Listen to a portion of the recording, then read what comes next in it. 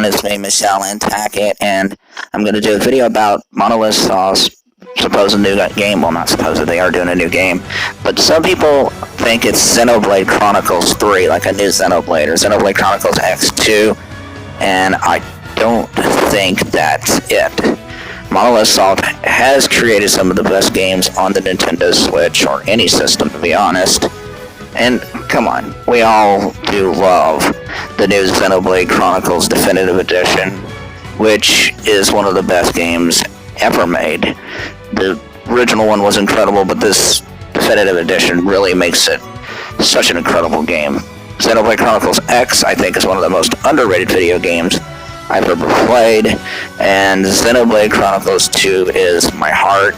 I love that game so much. It may be my favorite game of all time. I've put over 600 hours into it. But let's get to what I think their new game is. Here's the first screenshot of their new IP or game that they're working on, and as you can see, there's a red dragon flying in the background and a heroine with a sword and a long cape. It looks like a medieval sword, so that automatically tells me that I don't think this is Xenoblade, since Xenoblade seems more futuristic and sci-fi. The next picture here is a little harder to get a grasp on because of the size, its scope, and absolute gorgeous scenery, it could be Xenoblade, but this is something to keep in mind. Look at the way backgrounds and stuff. There doesn't seem to be anything as fantastical or fantasy looking as the Xenoblade worlds, which have these huge, beautiful mountains and glowing neon lights.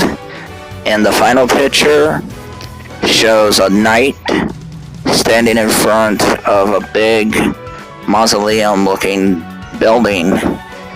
And that doesn't, again, medieval weapons and stuff don't exactly scream Xenoblade to me. I mean, who knows? Maybe this is a prequel. Maybe it is a Xenoblade. Maybe it's a spin-off of Xenoblade. Who knows? But so far, I'm going to give this a big fat no. I do not think Monolith's new game is a Xenoblade sequel. But probably the best evidence that points to Monolith not doing a new Xenoblade is this article from Nintendo Everything. On its newly refreshed website, the company says it's planning on an ambitious project different from Monolith Soft's brand image. Monolith Soft is recruiting staff who can take on the challenge with the terms of releasing a title for the global market, not just Eastern. So right here you can see they're trying to hire character modelers, map modelers, people to do the combat, a project manager.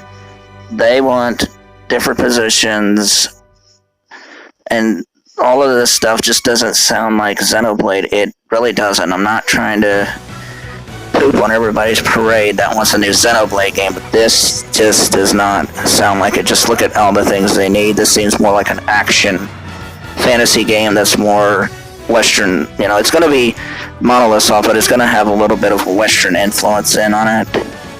But Monolith Soft is a big company. They have almost 250 developers. That's almost as many as Platinum Games has alone. So never count out the fact that they might be working on a Xenoblade game too. We know they're working on Breath of the Wild 2.